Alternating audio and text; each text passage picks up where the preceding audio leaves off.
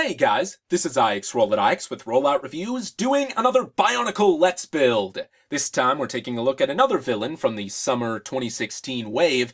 This is Lava Beast. And while I have Tahu here for the opening shot, it can be argued that these beasts are meant to represent two different elements. There are only 3 different types of beasts as opposed to the 6 Toa, so some have suggested that maybe this guy in particular is meant to represent both fire and stone. Because why else would he be called Lava Beast instead of just Fire Beast? It's interesting to think about. Whatever the case, he does come with a corrupted version of Tahu's Unity mask here, and you can see in the background a decommissioned 2015 Tahu? I honestly can't tell if that's a mistake on the artist's part, or if that has any sort of story relevance. I guess it's possible that Tahu gets downgraded for this wave, like maybe it's a reference to 2010 or something. I can't really be sure, but whatever the case, you have this very happy-looking wyvern chap with fire wings and horns on the back here. We have, the combiner model as well as this little comic here showing him being spawned from the elements themselves, perhaps. Maybe Umarak the Destroyer summons these in a similar way that he summons the shadow traps in the Journey to One, scratching the wall as he moves towards the volcano in the background here, and then Tahu is there to fight him. These are actually swarming enemies, if we can use the poster for this wave as reference. It looks like there could be hundreds of each type of beasts, and that combined with their elemental powers and maybe like the rounded heads here, I wonder if these are meant to be like G2's Bohrok in a way. It certainly looks like they're destroying the island. Maybe their goal is to clean it all so they can look for the body of Makuta or something like that. I don't know. Again, just some interesting things to think about. Anyway, let's open this guy up and take a look at what's inside.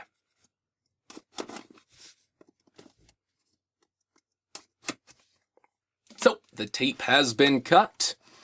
It is kind of interesting that, all the $15 sets still have these little tabs here. I have literally never seen Bionicle sets, hung on a rack. I've always seen them on a shelf.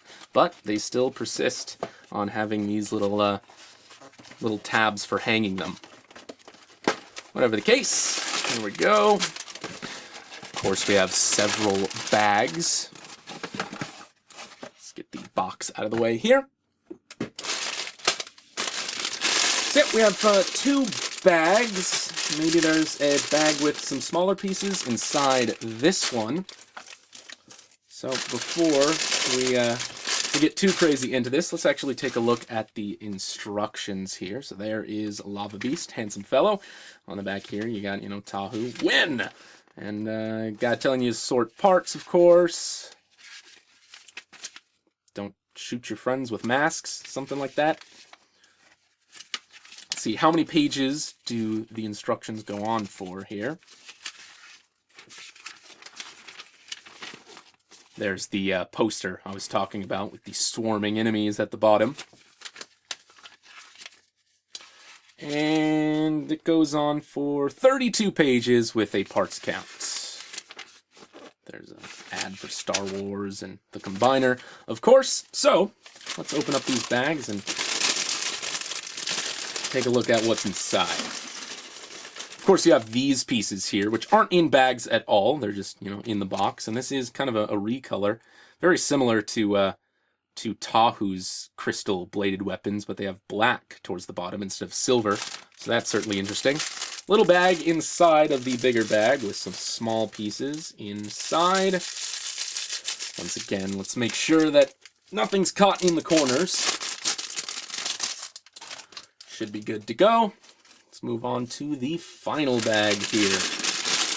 I am glad that none of the other beasts have stickers. Umarak the Destroyer is the only one in the wave that has anything of the sort, although it seems like there's a quota of 2 sets a year so far that have stickers, both between, Kopaka and Onua last year, and Kopaka and Umarak this year, but let's bring the camera down just a little bit. There is our pile of parts. There are our instructions. So I'm going to sort out all these pieces in a little tackle box, move the camera up, and once we return, we will start building. So now that I've got all the parts sorted over here, before we start putting things together, I do want to cover, maybe take a closer look at some of the more notable or new parts in this set. Of course, we have the new color of crystal blades with the black towards the bottom, which looks very cool. We also have the bottom jaw that all of the beasts, including Umarak, have. We have the new molar armor piece here, the crystal armor piece, in kind of a smoky trans gray or trans black. Since this guy's fire themed, maybe it's supposed to be like billowing smoke or something like that. Kind of neat. We also have this kind of magma looking fiery chest printing, which some people have mentioned kind of looks like eyes a little bit. I'm sure a lot of people have mocks planned for this piece already.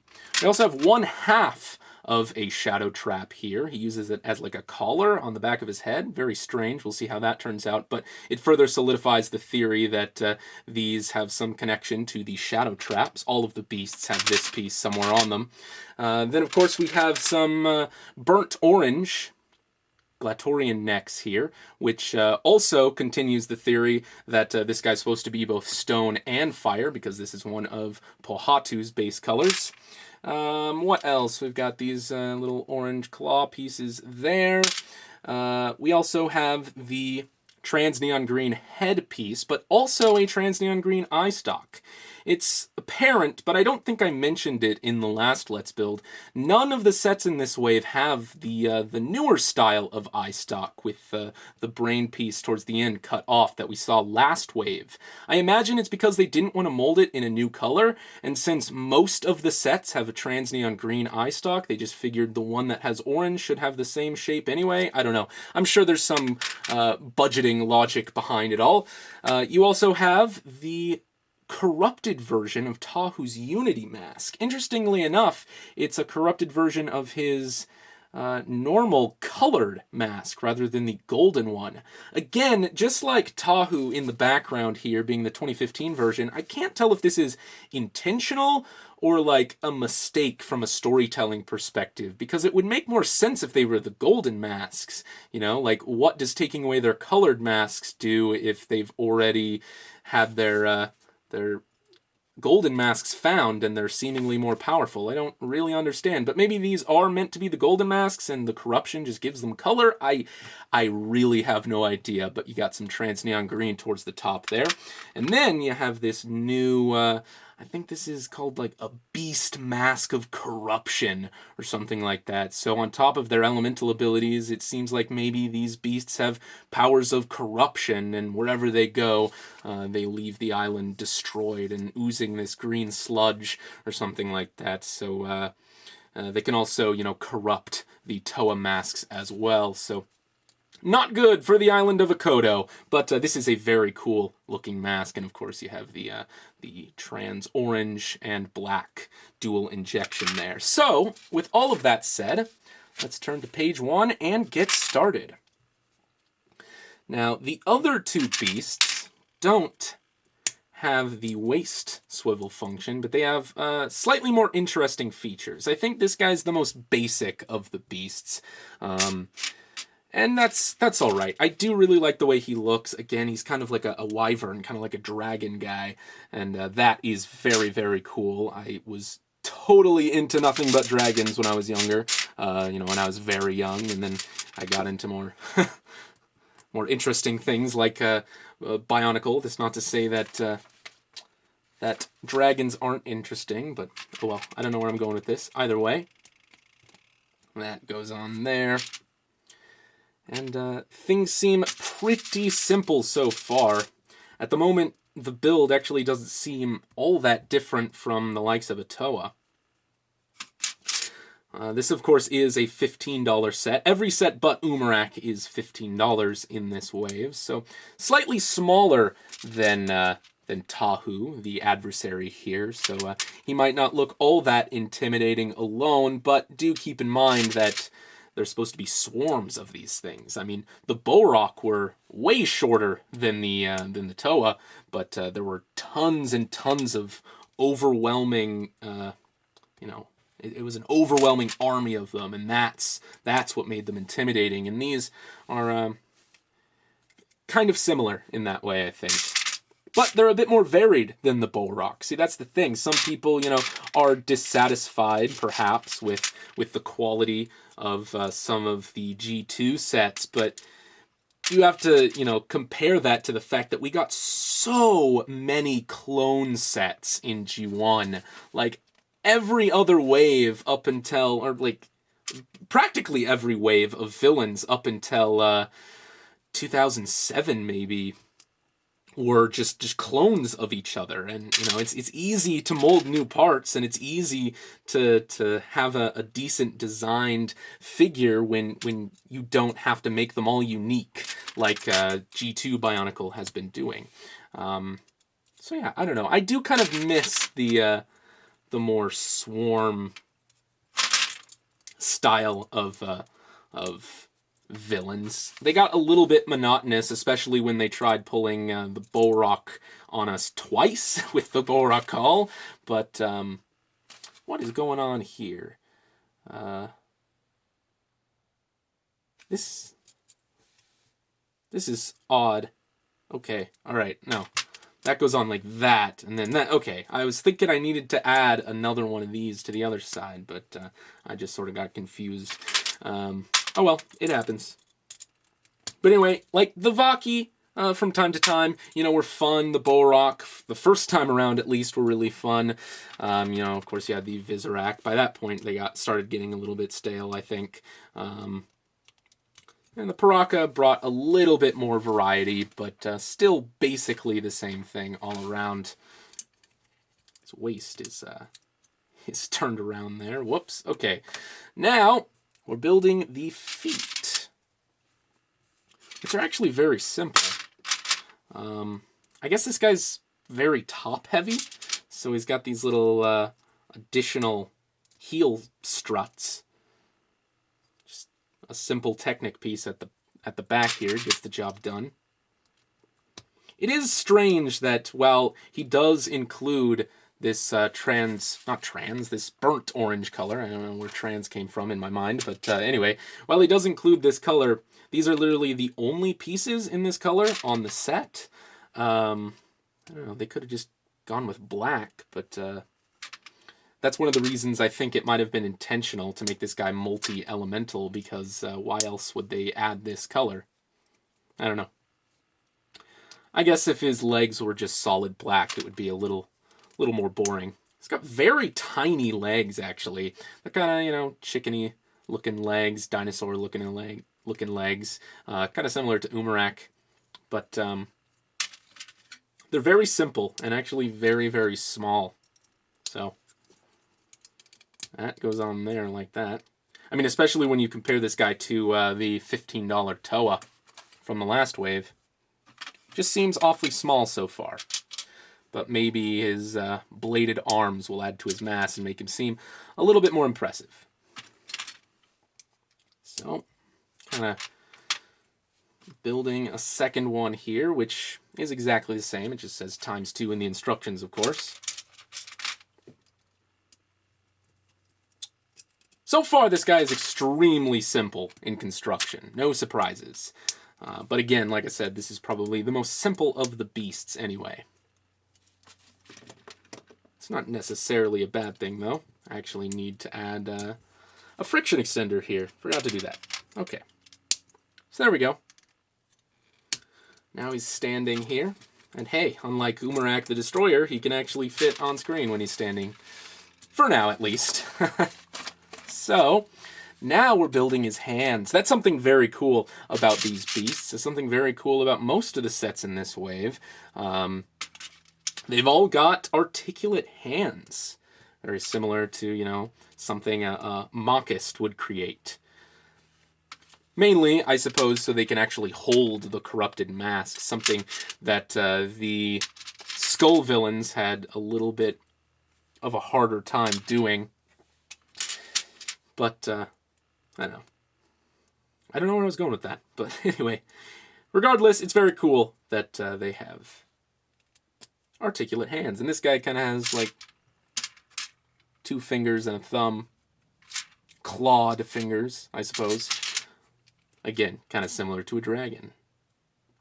Certain dragons, probably. I think those go on there like that, but I'll have to turn the page to find out. Yep, there you go. It isn't very often that I get ahead of myself and I'm actually right. Unless I've built this set before. But there you go. There are his clawed fingers. Look pretty cool. So, ball-jointed elbows. It's my favorite bit of articulation, if a figure can incorporate it, I think. But once again, no surprises as far as this guy's build is going. Does it go this way? Or does it go this way? Or does it matter at all? I don't really know. I'm just going to put it like that. Okay. Actually, it needs to go on like that. And then we build a second one. But first we got to attach it, of course.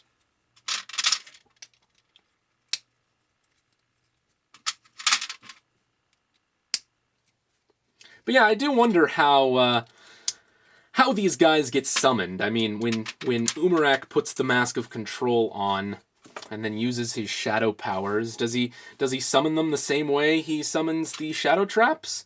You know, he shoots them at him, shoots his arrows at an element, or maybe he, I don't know, he doesn't have his bow and arrow anymore, so I don't understand how he goes about doing that. Maybe he claws the earth and these beasts come out from the underworld. Speaking of which, the next book is called Escape from the Underworld, which sounds very cool.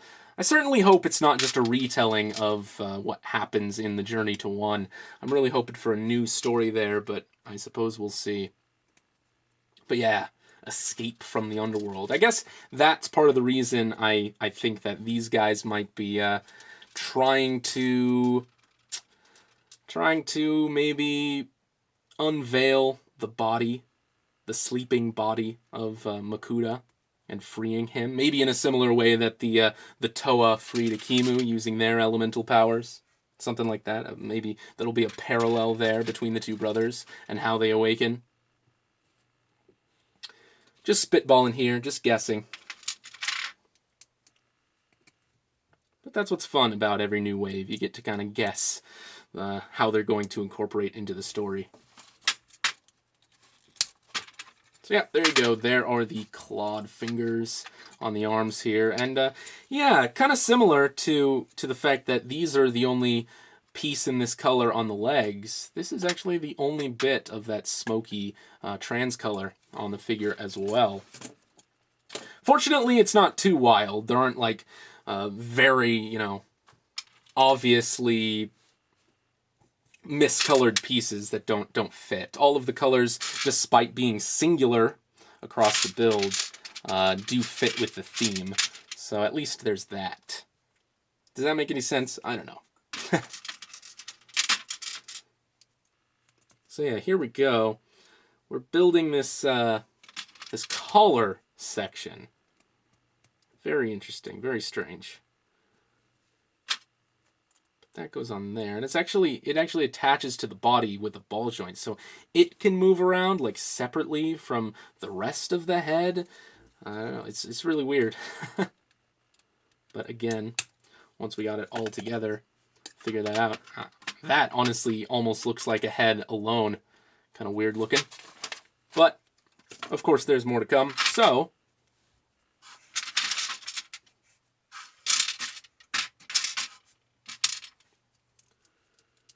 this is sort of similar to Umarak the Destroyer, because he's got horns. The other two beasts don't have horns, so we'll see what they do with this. But so far, you have the same kind of horn jaw mounting mechanism around the head here. So that goes through there. And I imagine it's a similar setup on the other side. Another thing I forgot to mention in the last Let's Build is that the jaws on these guys don't open and close without modification. The jaws are kind of another trigger point for the mask pop-off feature. And I get what they're going for with that. You know, you hit them in the jaw with the TOA, and it knocks the mask off. I guess, if I don't hold on to the eye stalk. Yeah, there you go. But there really isn't much of a way to open and close the mask. Open and close the mask, I mean open and close the jaw, I guess is part of the mask, if you really consider that. Oh, actually, is that right? I guess so, but there is this extra little...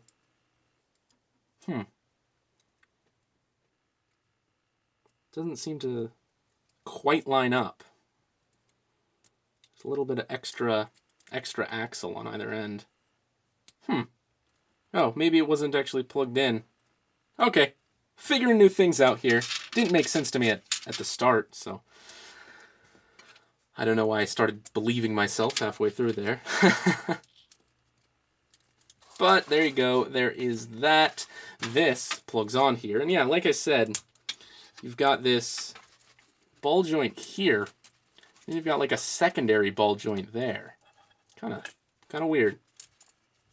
But from here, it actually has you attach the mask. And again, it kind of looks like a beard almost on this translucent head. But, you know, the translucent green is kind of just there to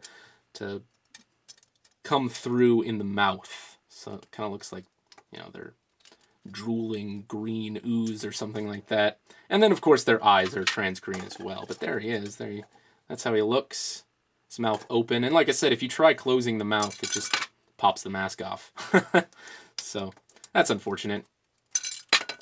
But with modification, you can probably attach the mask in a different way, or attach the jaw in a different way to allow the mask to you know, the jaw, rather, to open and close. I don't know why I'm getting the word jaw and mask mixed up so often here. But anyway, now we move on to building the scissor blade wing things, which are very cool.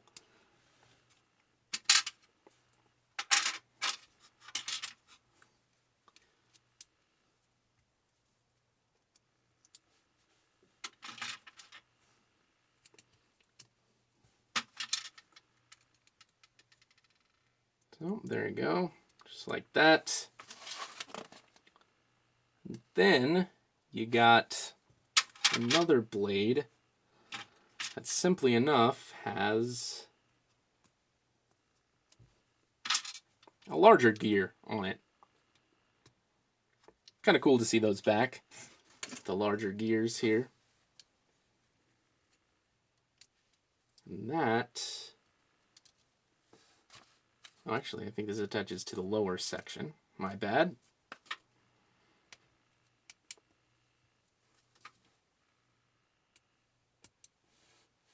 Am I lining this up properly? Looks like it. Okay. So that goes like that, and then they're kind of geared together. It does seem a little superfluous because, like, you can just pull this down, but I guess you're meant to, like, use the gear section. I guess it's just there for friction, which makes sense, but they're kind of like these wings that can also be like scissor blades or like a double blade here. And that just attaches to the wrist. So I'll do the same thing on the other side, and that is just about it for this guy. So I actually am noticing I forgot to add this support to his other heel. Sorry about that. There we go. Good as new. It's not like it was broken. I don't know why I said that. But oh well.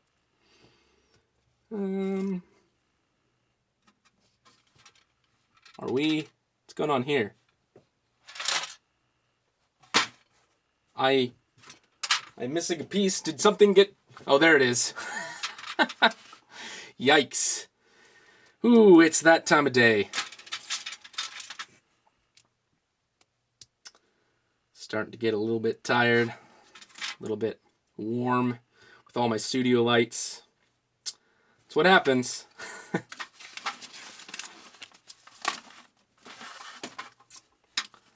Start misplacing things right in front of you. Okay, so this goes on there. And then, oh, does that go like that? No. I think it goes the other side. There we go. And then, just like before, that goes on like that. And, bada bing, bada boom, that goes on the right arm. And there is Lava Beast. So then he can kind of hold on to this corrupted mask in his hand here. Well enough, I suppose. And then he has these bladed weapons here that can kind of flip around, and he can stab people with them, or he can like scissor them, or I guess he can fly? I don't know. I think his bio says he can fly, but I'm not sure I believe that. Maybe he uses them like jets, and he like rockets with these like, I guess they're made of crystal, so I don't really know. Anyway, you get 2 extra pieces here, just a bushing and a pin. But let's get this out of the way. And then get the instructions out of the way. And then, of course, there is Lava Beast. All alone. But he looks very cool regardless. Well,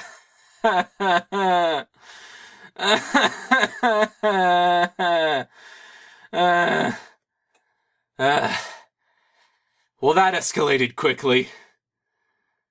Putting this on the floor beside me when I was done with it was a terrible, terrible idea. Of course, I immediately forgot it was there. And when I got out of my seat, I stepped on it. It broke and sliced my foot. And then, to make things worse, when I tried picking it up again, I sliced my thumb too. Just a very unfortunate turn of events. And it was such a good system too. Like, the last builds went pretty smoothly, all things considered. Maybe I'll find a new way of sorting them by the next one, but, why have you betrayed me? Ah, well. R.I.P. in peace, I guess. Okay. With that excitement aside, let's cap things off with some final thoughts and quick comparisons. So I want to do a runaround of this guy because I think visually he's probably my favorite of the 3 beasts. Although I haven't built the other 2 at this point, so that could very well change. He's kind of gappy towards the back, maybe looks a little bit unfinished, and the way this collar sort of attaches to the neck and like the secondary head, it's very weird, but I do like the look of the collar overall. It's very interesting, but kind of cool. He does have the waist swiveling gear function here, which makes him the only one of the 3 beasts with waist articulation, so that's definitely a plus. He also has this blade here that can come forward on either side, or they can act as sort of like scissor wings, if that's what you prefer. He also has the posable hand, so we can hold onto the mask if you want. He's very simple. I mean, there's not a whole lot of surprises, but he's everything I expected, and that's all I need him to be. I do think he looks very cool. So, let's compare him to a $15 Toa here. Here he is next to Pohatu.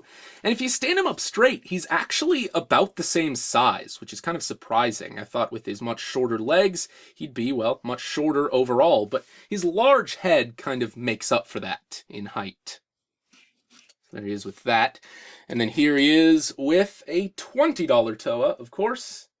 Let's bring back Tahu. And at this point, he's kind of dwarfed. A little bit less intimidating, but just imagine a whole swarm of these things, and that is kind of terrifying, actually. I don't want to do it myself, but if somebody is willing to just buy like a dozen of each beast and have like a whole shelf full of them, I think that would be very, very impressive. But let's actually take this mask here and replace Tahu's silver and red one. So that's what he looks like with that. And I can't say I'm a big fan of the look, honestly, but it does sort of remind me of the infected Haunuva from 2003 with the green and red. So I don't know, maybe that's what they were going for. Can't be sure. Either way, that's kind of cool, but otherwise, I think it's much more suited in the hand of Lava Beast. But anyway, that is about it, guys, and this is IX Roll It IX, signing off.